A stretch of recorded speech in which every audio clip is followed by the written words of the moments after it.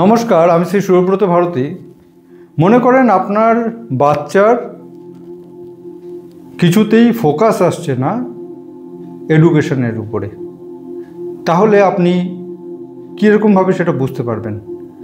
বাস্তু হিসাবে প্রথমেই আপনাকে দেখতে হবে নর্থ বা নর্থ ইস্টার্ন জোন কোনো রকমভাবে ডিস্টার্ব হয়ে আছে কিনা, অর্থাৎ সেখানে রেড কালার হয়ে আছে কিনা, ইয়েলো কালার হয়ে আছে কিনা, সেখানে কোনো টয়লেট আছে কিনা, নোংরা আবর্জনার কোনো স্ট্যাগ হয়ে আছে কিনা, যেখান থেকে ক্লিয়ারিটি আসে, মানে আমাদের মাইন্ডের ক্লিয়ারিটি আসে, north and north east zone কোনো রকমভাবে ডিস্টার্ব হয়ে আছে কিনা, কিংবা আপনার বাচ্চার বর্তমানে সময় যে দশা চলছে সেটা চন্দ্রের সাথে শনির কানেকশান, চন্দ্রের সাথে রাহুর কানেকশান, চন্দ্রের সাথে কেতুর কানেকশান এরকম চলছে কিনা, বা নিউমোরোলজিতে বর্তমানে ট্রিপল রাহু, ট্রিপল কেতু বা ট্রিপল শনি চলছে কিনা আপনাকে দেখতে হবে। নমস্কার।